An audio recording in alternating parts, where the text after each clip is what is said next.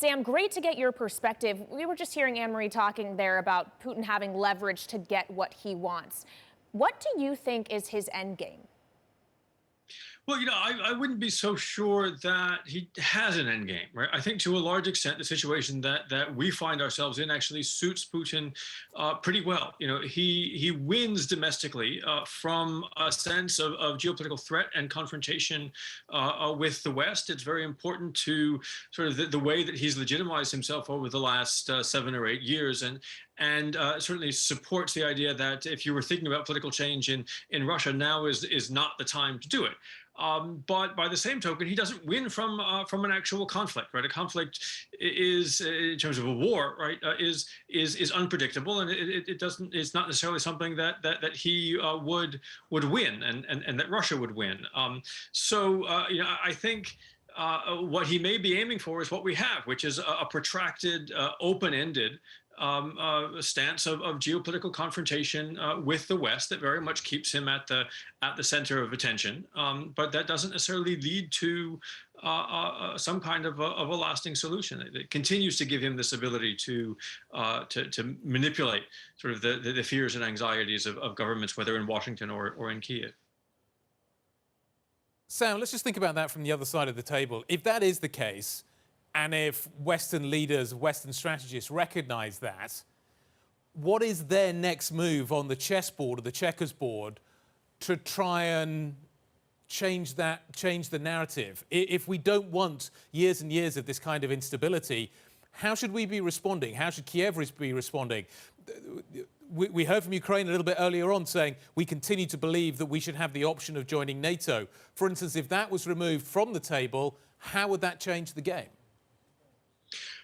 Well, I think one of the reasons people don't want to remove that from the table is because while it's possible to have a large-scale a strategic, open-ended conversation about a new security architecture for Europe, which does not have to look anything like the current security architecture, which could, in fact, eventually deliver something that Putin or any other Russian leader might be more happy with. The reality is that nobody wants to give Putin that kind of a gift, right, when they feel like they have a gun held to their heads or to Ukraine's head. So I think there's a couple of things. One is to be open, that there are things that we can talk about and we should be talking about, and there are things that could make everybody more secure, and to recognize that the current situation doesn't suit the West necessarily any better than it suits Russia. Obviously, the Biden administration, London, Brussels would rather be talking about other things. But as we're having that conversation, I think there's a lot of desire on the part of Western leaders to create a bit more security and stability for Ukraine. What they're not happy with is the possibility that if we end up in these very long, protracted conversations, that Ukraine could be held more or less permanently hostage. More or less permanently. Sam, even if we can find an interim solution to tamp down the escalation we have been seeing in recent weeks, is this just not going to rear its ugly head time and time again?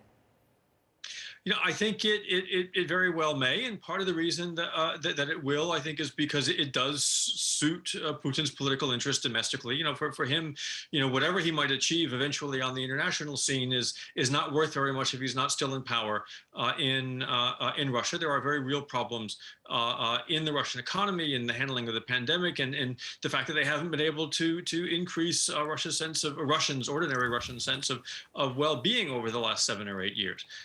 And so getting them to focus on conflict, getting them to focus on this sense of international threat, and frankly to accept a degree of sacrifice in order to win that threat is something that's potentially a win from his perspective. How unpopular would a war be in Russia? That's a very good question. I mean, I think, look, we've had again, Russia's been at war with Ukraine now for 7+ years, going on 8 years next month, and despite a lot of propaganda, right, it has not really built a sense of public support, as your reporter was saying earlier, right, for a larger scale military confrontation with with Ukraine, and I really don't see that changing. If a war happens, there will be a rally around the flag effect.